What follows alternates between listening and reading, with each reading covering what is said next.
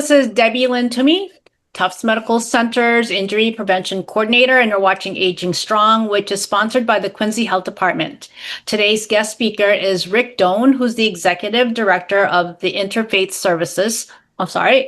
Social Services, and he's going to be talking about food donations and, the do's and don'ts pretty much of food donation, because as you know, there's a lot of generous people out there, but sometimes that excitement can equal to maybe too much, I don't know, food waste. Would you say that? It could be, I like to call it misdirected altruism. Love that. Love that. So, Rick, before you start your presentation, can you share with us how you got into this line of work, which is really an amazing work that's helped so many people? Yeah, so I've been at Interfaith Social Services for the past 16 years. I grew up here on the South Shore, and so when I had the opportunity to work here on the South Shore and really be involved in the community, I jumped at it. And Interfaith, the organization, has been around for nearly 80 years. And before I get into the presentation about sort of nonprofit myth busting, I will give an overview of our programs and services with some visuals so people can kind of wrap their heads around what we do as an organization. Great. Wonderful. But as far as my background, I grew up here on the South Shore. I got my undergraduate degree from Brigham Young University in Utah. I was a missionary in Brazil for 2 years, and then came back and started working here in the Boston area. Got my master's degree from Suffolk University, and I serve on a number of different advisory boards and boards of directors in the region. And I'm very involved in my congregation in Hingham. We are not a faith-based organization, Interfaith Social Services. So we were founded by churches 80 years ago, but we are not a religious organization. Oh, very good. I'm glad you explained that part, okay? Because a part of the word is faith. So, people, it leads to a misunderstanding. So thank you for clarifying that. Well, it was houses of worship and community members who founded our organization in 1947. And back then, you didn't have the nonprofit infrastructure like you do today. Mm-hmm. The people doing nonprofit work were houses of worship and faith groups. And so that's where our roots are. And so that's where our organization comes out of. Wow, that's great. Thank you. Thanks for that. Again, thank you for that clarification. Yeah, no problem. So now, as far as the need for services that Interfaith Social Services offer, do you find throughout time there's been a greater need? And if so, what aspects of those needs seem to be rising? Yeah, absolutely. So we have seen a significant increase in the number of clients served by our food pantry. So our food pantry, 4 years ago, we were serving half of the number of people we're serving now. So our numbers have doubled. And likewise, our homelessness prevention program, we have seen those numbers increase by 70% from 1 year to the next. Wow. And that really shows it's housing, the high cost of housing in Massachusetts is driving a lot of the need, where people's housing is increasingly more and more expensive, but salaries haven't changed for many people. And so they need to increasingly allocate more of their income to rent, and then they need to come to places like Interfaith to get help with food. And so that's why we've seen a lot more people coming in. We've also seen many more undocumented and underserved populations reaching out for help over the past couple of years. And so we're so glad that we can serve a larger population and that they feel comfortable coming in. Mm-hmm. And are there people who do not qualify, or should I rephrase? No, anybody qualifies. Oh. So as a nonprofit or as a member of the Greater Boston Food Bank, there are certain guidelines that everybody needs to abide by. And there's also Massachusetts state law that can't require specific things. You can't ask somebody's income verification. You can ask for them to self-identify their income, but you can't say that they have to show proof of income. Same thing with ID. We can't dictate it has to be like a driver's license or something like that. We take anything that shows a person's name just as like a proof of name. It can be, a mass health card, a library card, car registration, something like that. So we recognize the fact that when people are reaching out for help, we want to break down as many barriers as we can. Wow, that's wonderful. That's wonderful. So they don't need to show a picture ID. It has to just be a name that, you're kind of taking it for, as them saying that's who they are, that they're not. This is from the Attorney General. They've told us this is how we need to operate the program. Oh. And so and the reason is to break down those barriers so people who are undocumented don't feel like if you show up at a place and they say, "Can I please see your official state-sponsored ID?" You're saying people would feel, "Oh, this is a government agency. I can't get help from them." We are a non-governmental organization. That's what nonprofits are. Yeah. And so we want to make sure that people know that they are safe, that we are not going to share their data with anybody, that this is a safe place for anybody who needs help. That's great. And so you said show up. So people need to bring themselves Yes. to the place instead of the food or any type of items delivered to them. Correct. Okay. Correct. We do not have a delivery platform at our food pantry. Okay. And when they show up, do they need to show up in a car or some sort of a vehicle, or can they walk in person by themselves? It's about 25% of our clients walk or use public transportation because we are located right near Quincy Center, right near the Quincy Center T station. So we have a lot of people who walk or use public transportation to access our services. And is there like a limit in whatever items people can have so that the next person can have some? How do you allocate? You have to. We serve people once every 30 days. So once every 30 days, they can come in and get some basic necessities for them and their family. And then once 30 days have passed, they can come back again. And each food pantry we work as a network as well. And so people sometimes need to go to more than one food pantry to keep things. We're not intended to be the only resource. We are supplementary. Just like SNAP is meant to be supplemental nutritional assistance program, food pantries are not meant to provide all of a person's groceries, but to supplement the other places they are getting groceries. Okay. And for some, it sounds like a very busy place. So how do you run it? How do you staff it? For sure. So we have 160 volunteers that come in every week. We have paid staff members, but the majority of our work is carried out by volunteers. Okay. And do each volunteer need to guarantee a certain amount of hours in order for them to continue to volunteer? How does that work? Yeah, we ask for people to commit to 1 3-hour shift a week. And that way we need the predictability, know when people are coming in. Also, it's very labor intensive. And so there are, people have to be lifting up boxes, going up and down stairs, moving boxes around. Our truck is arriving with food rescued from supermarkets, which I'll talk about in the presentation a little bit. And then also in our thrift shop, we constantly have donors coming in. We're unloading their cars, moving it around, sorting those donations. So it's very labor intensive. People get their steps in when they come to volunteer. That's good to know.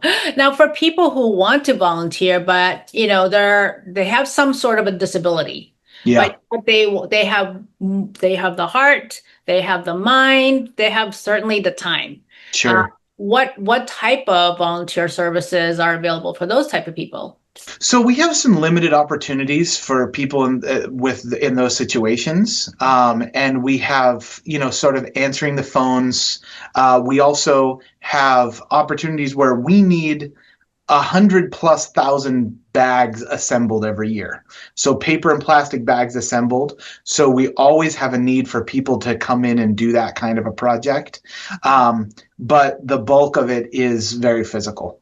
Okay, that sounds fair. Yeah, because of just all these goods coming in, it needs to be somehow do you inventory all of these items that you Well, we have to, because not all of the items that we're getting from the Greater Boston Food Bank. So each week we're getting between 10 to 15,000 pounds of food from the Greater Boston Food Bank, but every day we're bringing in upwards of 5 to 7,500 pounds into the food pantry from food rescue at supermarkets.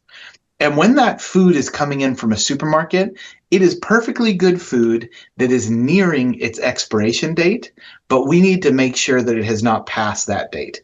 And it's a best by date, so it's within a couple of days, where if a loaf of bread says that it's best by today, we know it's still good for several days afterwards. But if it's been more than 4 or 5 days, or if the meat we get doesn't look like it's in good condition, we don't want to give that out to clients.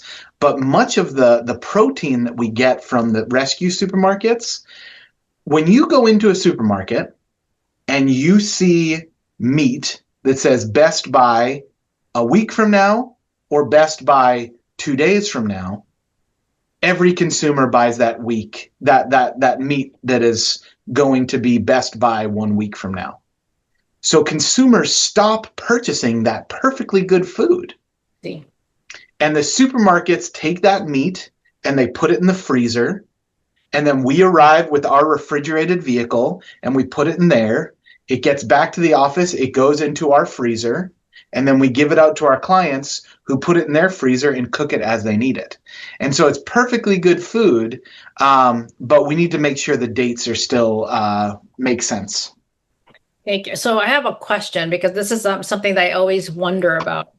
Can you just kind of talk us through? I know you have a presentation, but just if you can just kind of talk us through the trail of how does the food get to the Greater Boston Food Bank and then disseminated to So business. that food is never going to the Greater Boston Food Bank. Oh, That okay. food, our driver, we have 2 drivers that are on the road every day that we pay a salary to, and they are rescuing food from local supermarkets. Okay. The Greater Boston Food Bank has established that relationship. It's an enabled relationship. Okay. So let's say someplace like BJ's. BJ's, when they opened in Quincy, they went to the Greater Boston Food Bank and said, we need food rescue. The Greater Boston Food Bank says, we have some great partners in Quincy, Interfaith, QCAP, can you guys pick up on these days? And then we go in and we set up a schedule to make sure that food is rescued. And then we report those figures back to the Greater Boston Food Bank. So it makes sense because that food doesn't need to go into Boston. It stays right here in Quincy. It's come here to Quincy. We rescue it in Quincy, distribute it in Quincy, and then we report those figures back to the Greater Boston Food Bank. So when we go to the Greater Boston Food Bank, the food predominantly that we are getting is free food from the USDA, which when you heard about federal cuts, that was some of the food that was cut.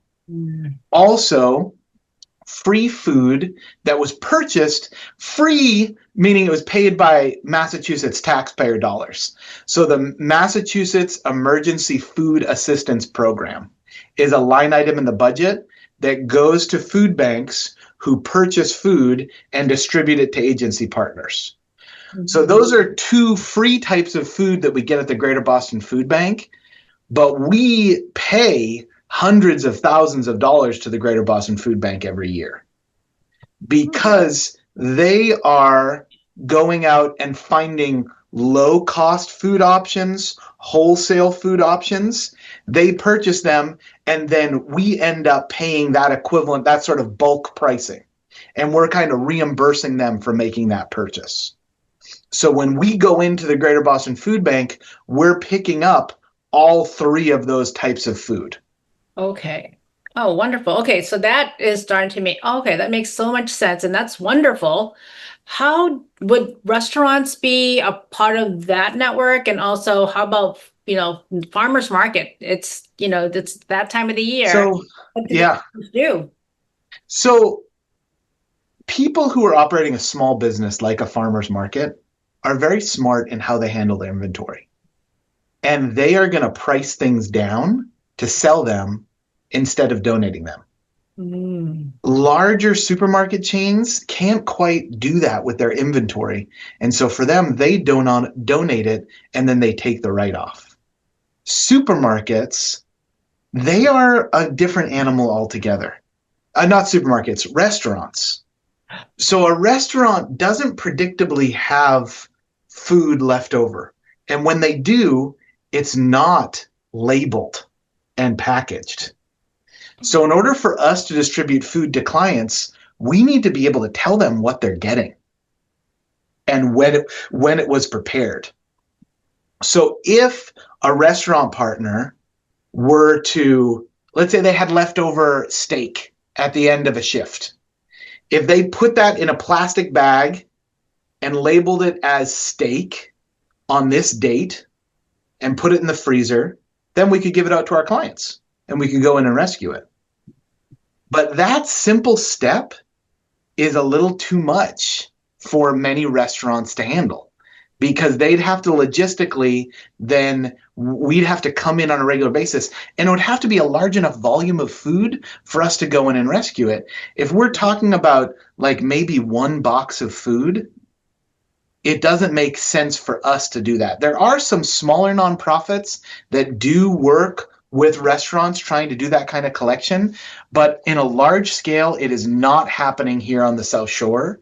Where that rescue is happening is supermarkets and also farms. There's something called gleaners where they'll go through and harvest a field, and gleaners go in afterwards and collect the stuff, the perfectly good produce that those industrial machines didn't pick up, and then give that to food pantries. Wow. Very fascinating. Very fascinating. Thank you so much. I've learned so much about food and just the total appreciation. I can see how restaurants, it would be inconsistent depending on their specials, what they have available, the type of restaurant. It would be time consuming on their part, and also then they'll need to have storage space for that. And you don't know how big the restaurants are. Well, I'll tell you one other thing. A lot of people, a lot of businesses restaurants try to make themselves feel better by saying, oh, I legally can't donate it. And that is absolutely not true.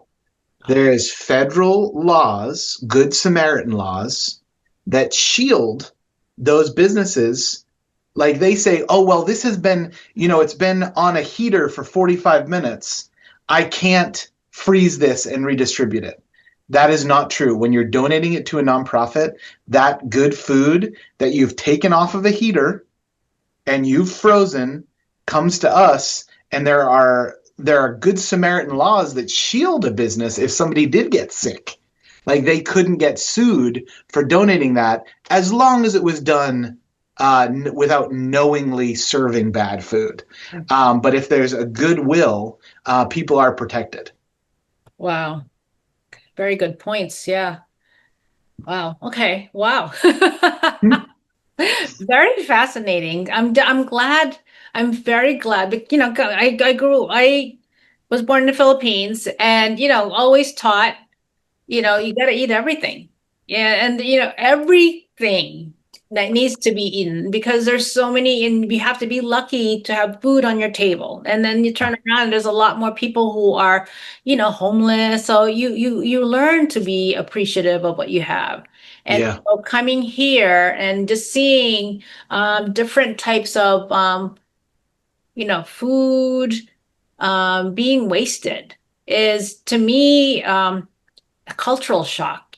Yeah. Just something as basic as, we tend to we like to eat everything on our plate, because that shows that you ate everything, you appreciate the food, and you appreciate the person who made it.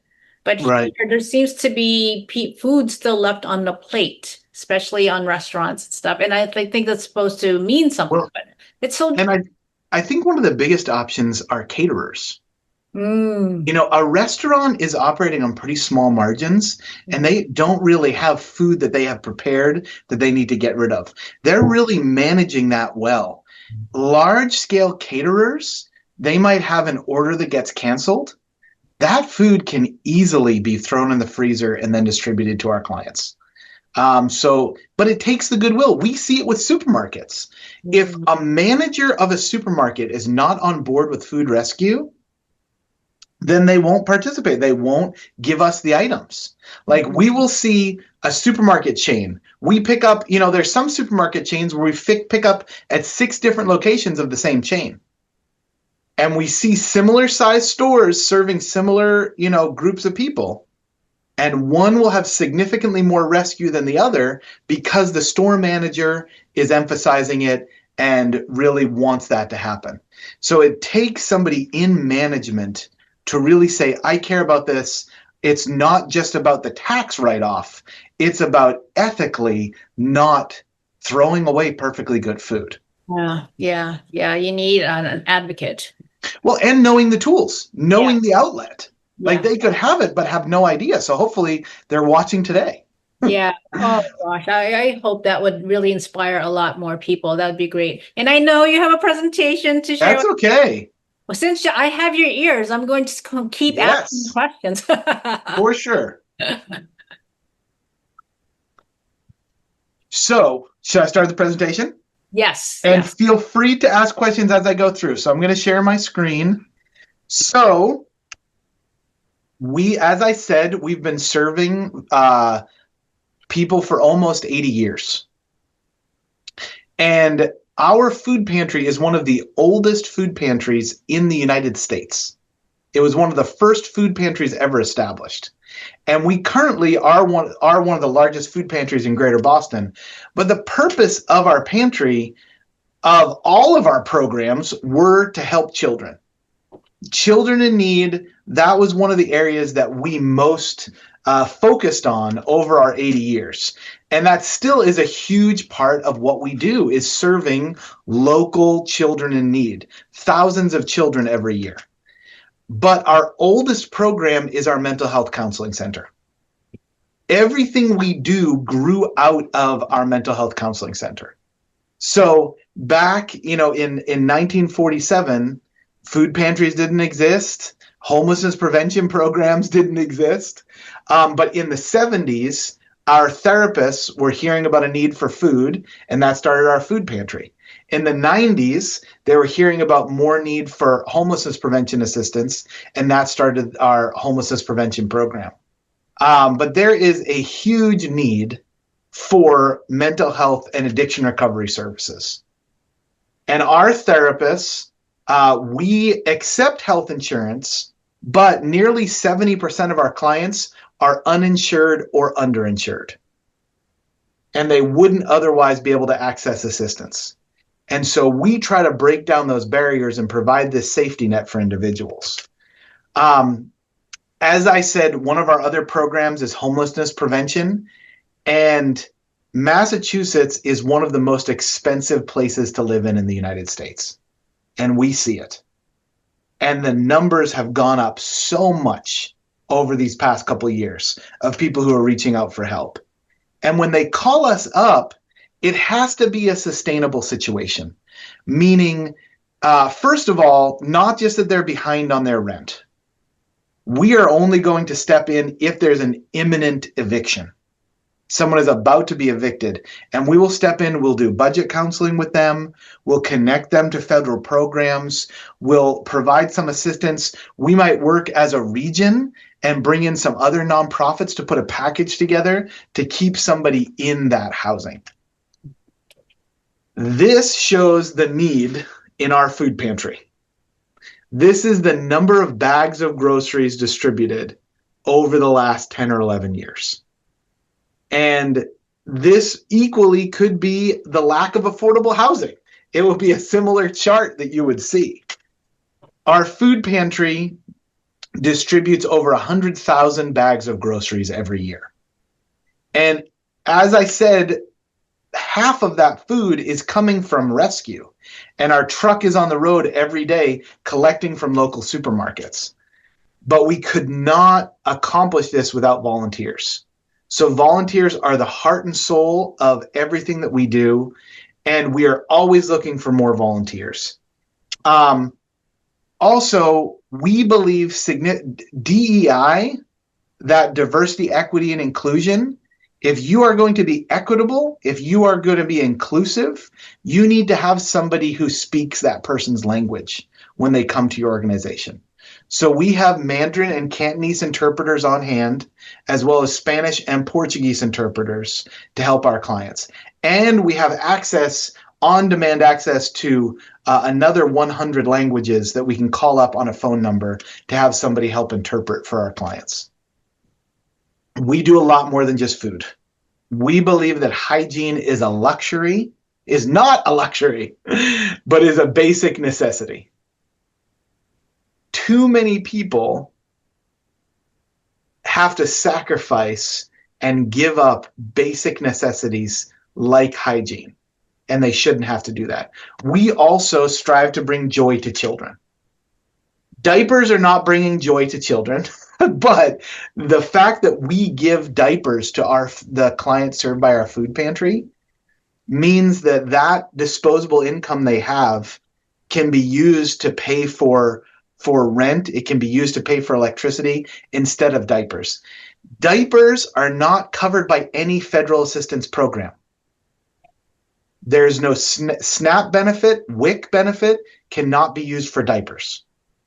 Likewise, period products, pads and tampons are not covered by any federal assistance program.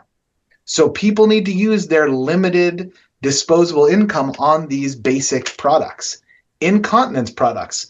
The number of seniors served by our food pantry has increased significantly over the last few years.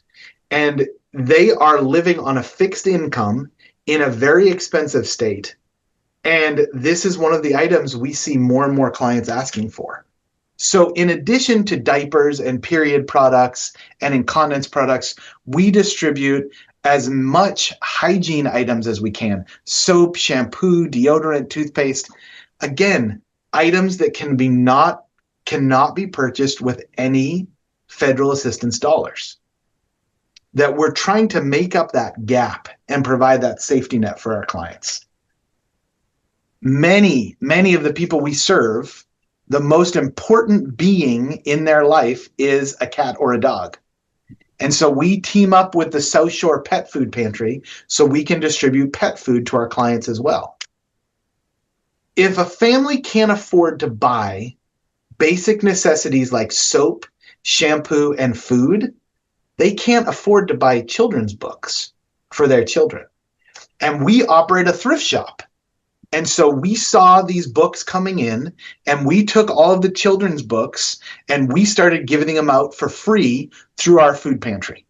So last year we distributed, actually this is an old number, we actually distributed 17,000 books to children 12 and under through our food pantry last year.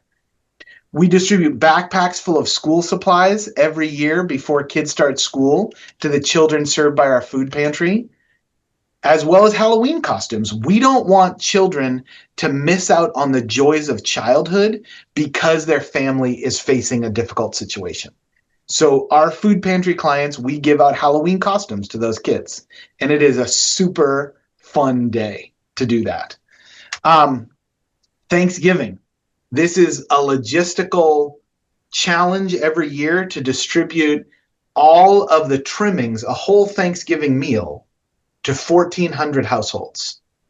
The amount of food, the amount of effort that goes into that is, it's amazing that we're able to do it every year. We distribute over 4,000 holiday gifts to the kids served by our food pantry. Bunny baskets, again, making sure that children don't miss out on some of the basic joys of childhood, is part of our mission. Lunar New Year. We do Lunar New Year packages to our clients. Just a fun thing, recognizing that the majority of our clients identify as AAPI. And we want to recognize that and help them feel part of our community. We supply grocery carts to many of our clients because they are walking and using public transportation. We get a limited supply every year, but this can be a huge lifesaver to our clients. This is not a program, this is a fundraiser. It's our Bureau Drawer thrift shop. So we operate that out of our building here in Quincy. We ask that people drop off donations here. We sort those items, and then all of the sales in our thrift shop directly support our other programs.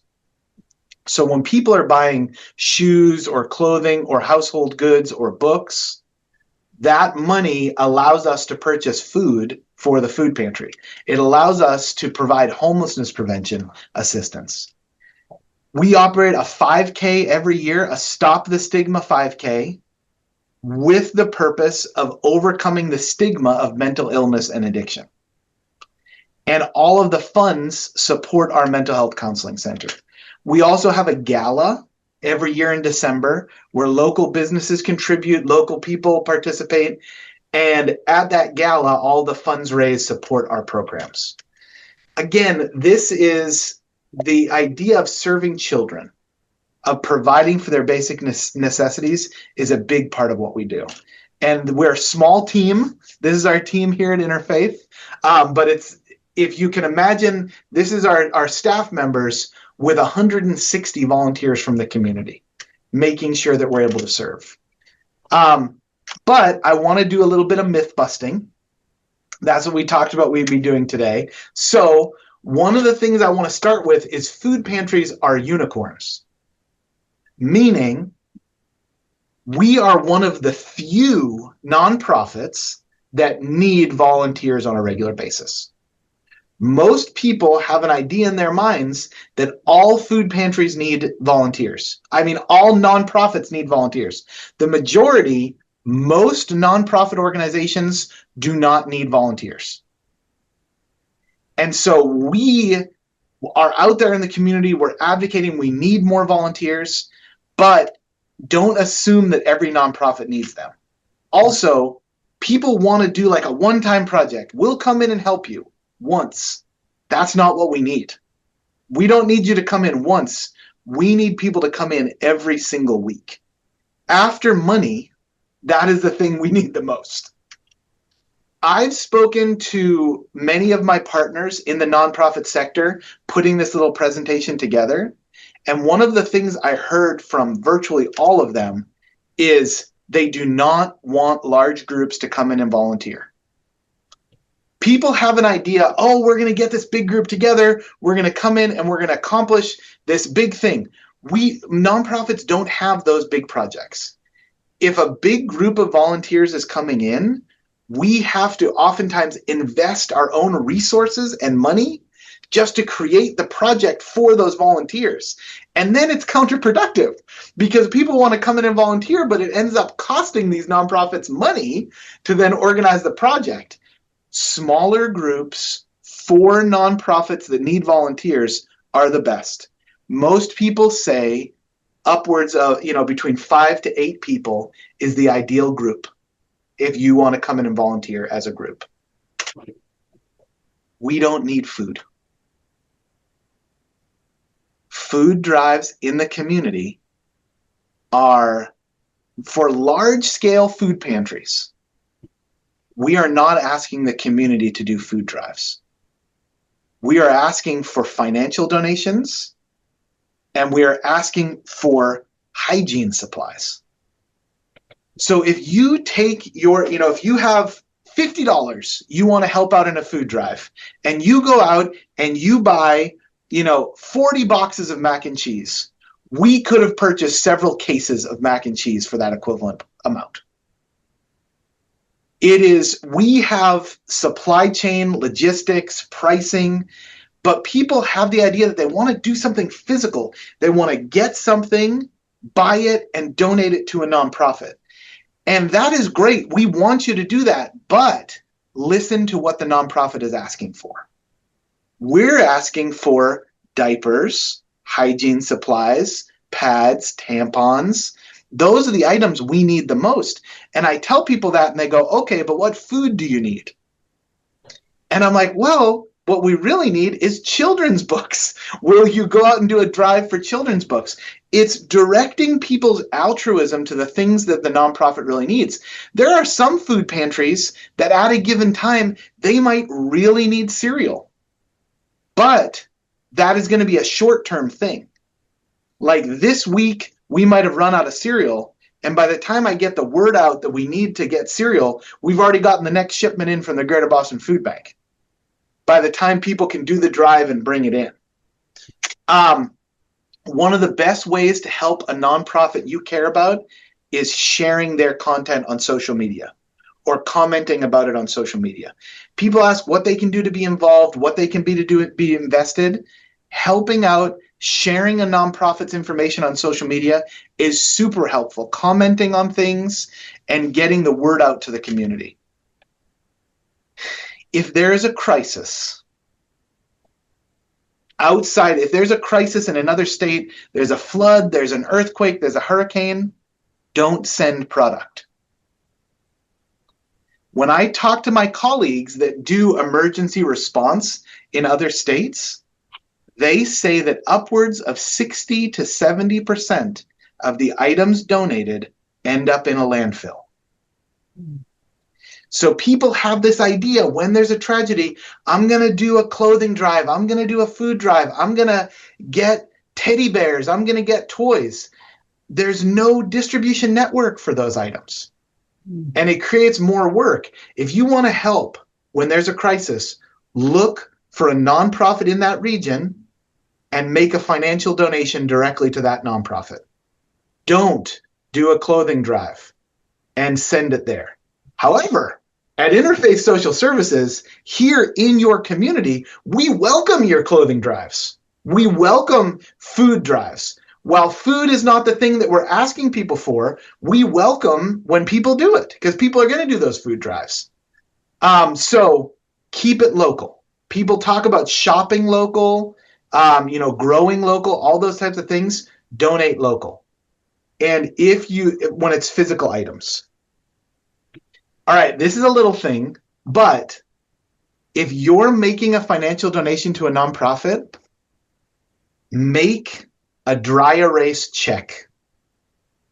So there are lots of banks, there are lots of groups who do that big check presentation, and they spend $150 printing that check. And then we end up throwing it away because you can't do anything with it afterwards. Smart businesses make that a dry erase board so that they can write in the name of the nonprofit, write in the amount, they take the picture, and then they can keep reusing it for years. So that's just one little thing. But another one, when I talk to my partners who are running homelessness assistance programs, everybody says, oh, homeless shelters need socks. They don't. They're not asking for socks, but there's a perception in the community all homeless shelters need socks all the time. Hopefully, this presentation will get people thinking, just because people are saying that, does that actually mean the nonprofit needs it? Every nonprofit is on social media. Ask through Instagram, through Facebook, call us, email us. We're happy to tell you what we need, but don't assume we need something.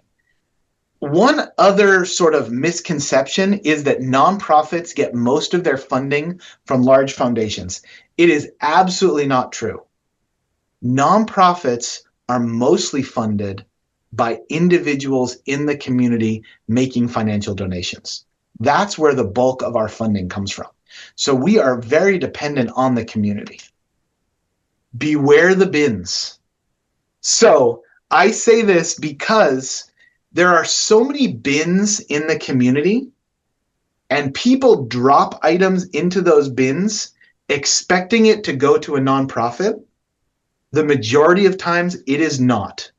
So that perfectly good clothing that you have, when you drop it in a roadside bin and it doesn't say which nonprofit in your community is collecting it, that is being processed by a for-profit company. They are taking that and they are recycling it. They are not reusing it. They are processing it into baby wipes and furniture. So you got that nice pair of jeans, those shoes that you know somebody can use, donate it to a local nonprofit. Donate it to a local thrift shop. But if you want it to be reused, but be careful where you drop it. The thing is, it's kind of deceptive because sometimes there are nonprofits who market their logo to go on these bins, and then the for-profit company is picking them up and processing it and sending it overseas, and the nonprofit gets a nominal donation, but there's a perception it's being reused, when in reality it's just being recycled. So that is Interfaith Social Services. Wow. I've been taking notes. So let's just start from the most recent one that you talked about, the bins, because you know what? We see them a lot, Yep. from grocery stores, like local Stop and Shop, they have these bins. And sometimes they're like overly filled. Overly filled. You'd see bags and bags outside, and then the rain comes and whatever. Because they're not reusing them. It makes They're me just wonder. recycling them. Yeah. Wow. So for people who love, or it's more convenient for them, they go to the grocery store, they have a bag of donations. What should they be looking out for as far as these, which bins to donate? I would say don't put it in a bin. Okay. Okay. That is my recommendation. Okay. Those bins, if you see it in a business's parking lot, that business is getting money from the for-profit company that is picking up those items. So the reason that for-profit company has put those bins in their parking lot is not altruistic. It is because a company is saying, we'll pay you a couple $100s a month if we can take up a couple of your parking spaces. And the business says, great. And then they get money from that for-profit. They're not lying to you. They're not being deceptive. It doesn't say anything on most of those bins as to how it's going to be used. People are just assuming, they're making assumptions without knowledge. That's an eye opener. So thank you so much for that. How easy is it for people to donate? They'll go to Interfaith Social Services. Do they need to make an appointment? Is there like a specific, have your own bins? Because we're a small nonprofit, we do ask people to go online or call us and give us a heads up if they're coming in, so that we can find that appointment time for them. When we didn't used to do that, we would get inundated. Like all of a sudden we'd get hundreds and hundreds of bags, and we're a small team trying to sort through, mostly volunteers, sort through all of that. So at our organization, we do ask people to do that, to set an appointment through our website or call us. But if they show up, we're still going to take it. Yeah. So, yeah, but there are other nonprofits that you can just pull up and drop it off. What items would you not accept? Okay, that's a good one. So, baby items like high chairs, cribs, car seats. There are legal constraints that those items can't be resold. Okay. So people want to give them to us, but we don't know if that car seat has ever been in a car crash, and then it's compromised. And also there are so many recalls on those products that we can't take them. So baby products are ones we can't take. And we just suggest people put them for free on Facebook Marketplace, or Craigslist. Likewise, large furniture. Some places can take that, like couches and chairs. We operate a small boutique style shop. We don't have the space for furniture. So if somebody has a large furniture item to donate, we recommend that they put that for free online. Okay. That's what we recommend. You mentioned it gives you more work to have a large group of people wanting to go there with their own intention. So is there, but there's going to be a lot more groups wanting to do that because maybe they want to do it. They pick an organization every year. Um, And do we love them to come in, but Mhm. just smaller groups, break it down. And do you have some sort of a wish list project for this type of group so that way their efforts are more directed towards that type of energy? Are you saying a wish list of, like, Projects or you mean for a larger group? yeah, yeah, So like what I'm projects. saying is, from every nonprofit colleague I have, Mhm. the world needs to stop doing large group service projects. Nobody wants them. Mm, So the only thing that they can do is they can go in and, like, do a bunch of landscaping or a beach cleanup or repaint a building. mhm. But if my building's being painted, I want to hire a professional. I don't want a bunch of volunteers to do it. Good You point. know, and even then, there's the huge expense. We've done it. We've had large groups of volunteers come in and repaint. It costs thousands of dollars for us to get all those materials for them to do it. Same thing with landscaping. If they're just cleaning up an area, there's a lot of opportunities. But if they're mulching, planting flowers, doing all those things, where are the gardening equipment coming from? Where are the gloves coming from? All those logistics that people don't really think about. So there are times when there are large group service projects, but they are few and far between. Volunteers are needed, but in small groups. In groups of five, you said? Five or less? For us, 5 to 8 is the ideal. Okay, got it. Now, as far as donations, do you emphasize the fact that, food is really not up there? It's more the hygiene products. But does the organization have some sort of a calendar, like every month?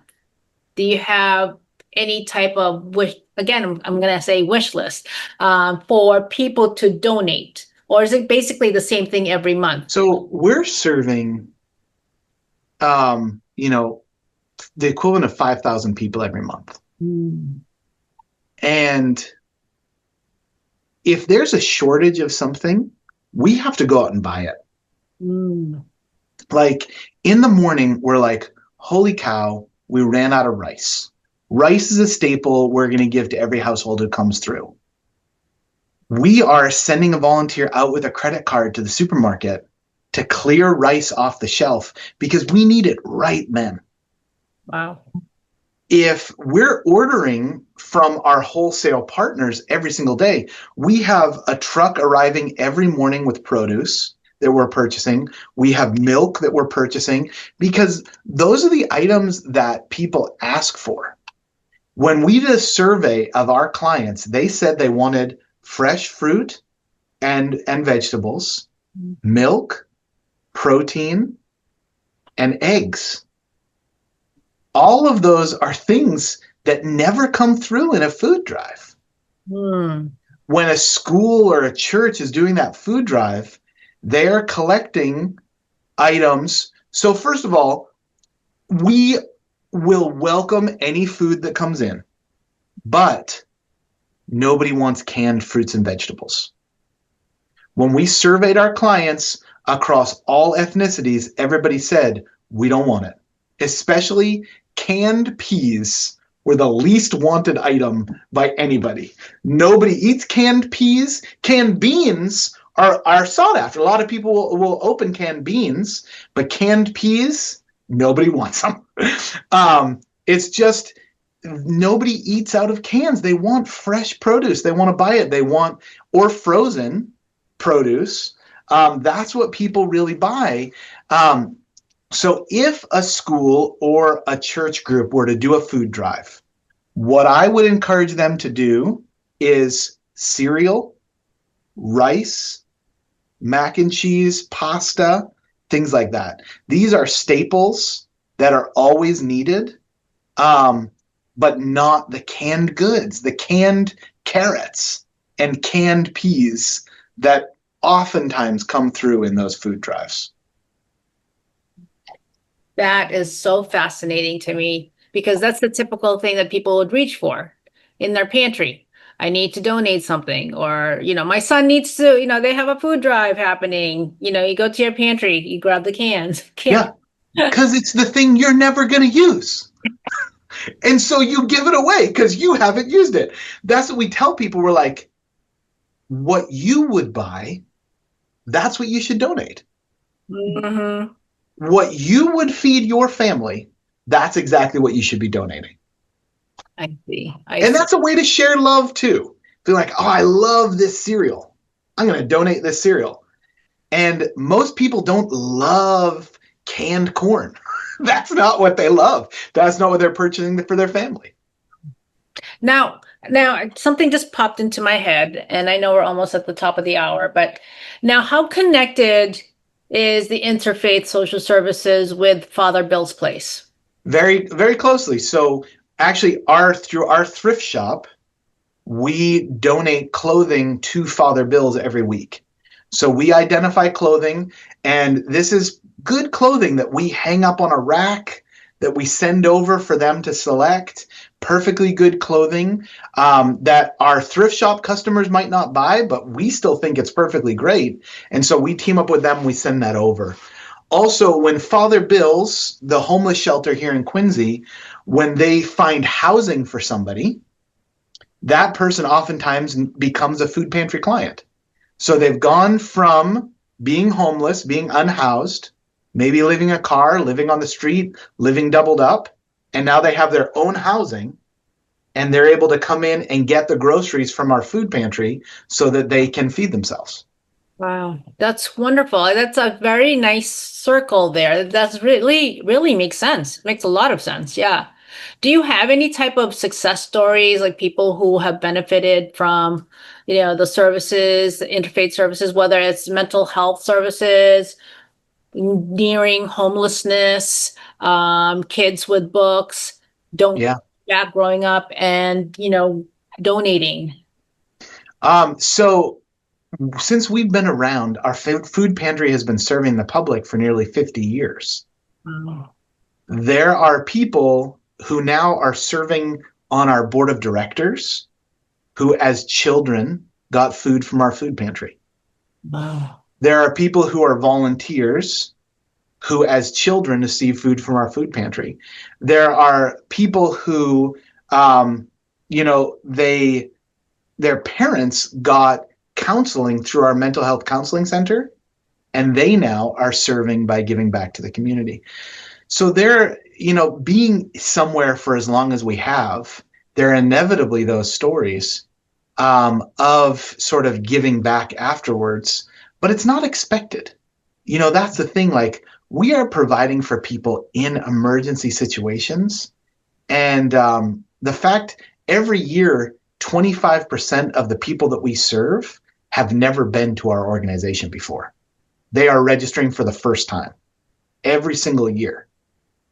People come when they need the help, and then they stop coming when they don't need it.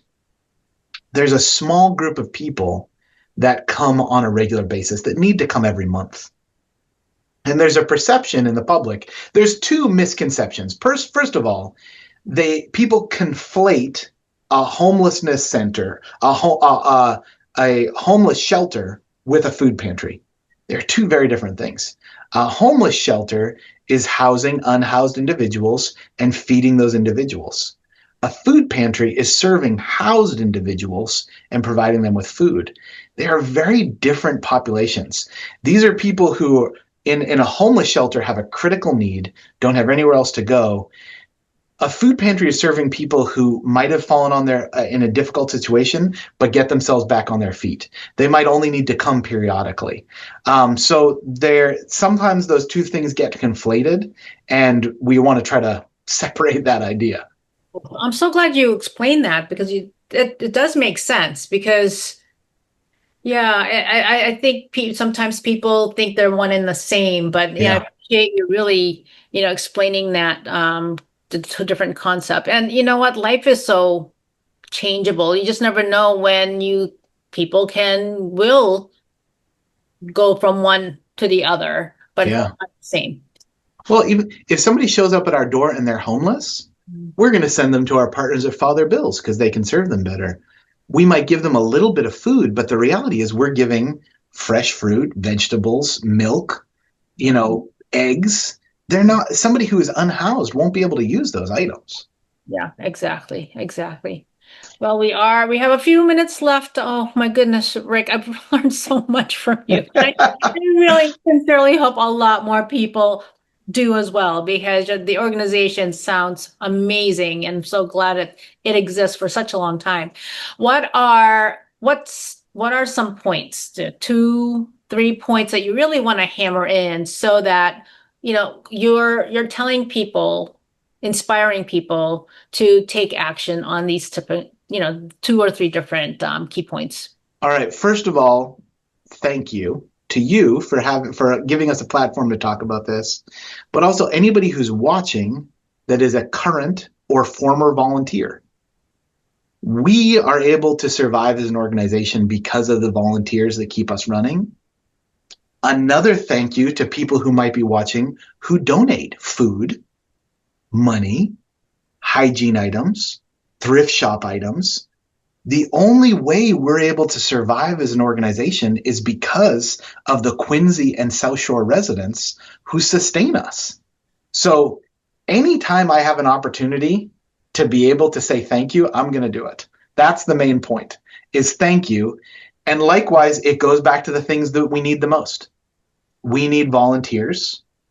We need financial donations. We need people to come and shop at our thrift shop and donate to our thrift shop so that we have more funding to support all of our programs. That's a win-win. You get some really great items and you're supporting a nonprofit at the same time. What are the hours? What are the hours for the food bank and also the thrift shop? So I'll let me share my screen real quick again. I'll pop them up. Our thrift shop is open. It's now open on Saturdays, and it is open Monday through Saturday every day. The only day we're not open is Sunday. And Tuesdays and Thursday evenings we're open till 7 p.m. The thrift shop sort of is the opposite of the food pantry. So the food pantry is open every morning, and the thrift shop is open every afternoon. The thrift shop is open on Tuesday and Thursday evenings. The food pantry is open on Wednesday evenings. So those are the hours that people can come in and shop in the thrift shop. And also, this is another key point. If somebody's going to make a donation of food, if they did a food drive or diapers or whatever it is, the worst time to come is during the food pantry because we're in the midst of serving all of those clients and we're sorting the food and we're trying to get it out to them. The best time for us is the afternoon if people want to drop off a donation, because that's when we have a whole other crew of volunteers who are stocking the shelves and getting everything ready for the next day. Very good point. Very good point. So food pantry needs volunteer. Does the thrift shop? Yep, for sure. We have dozens of volunteers who serve in the thrift shop. One of the things we ask is that people have kind of an eye for fashion. So they need to know brands. They need to know what's worth money.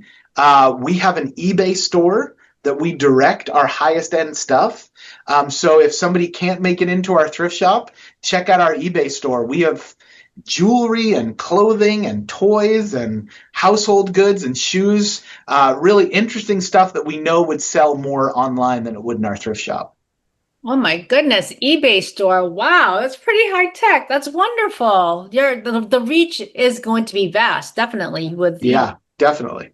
Wonderful. Well, Rick, thank you so much for being on the Aging Strong program. I really appreciate your time and what you do. I really, really do.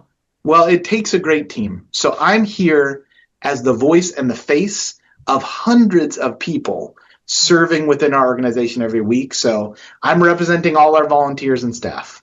Wonderful, wonderful. Well, thank you so much. Also, I want to thank the Quincy Health Department for continuing to sponsor Aging Strong.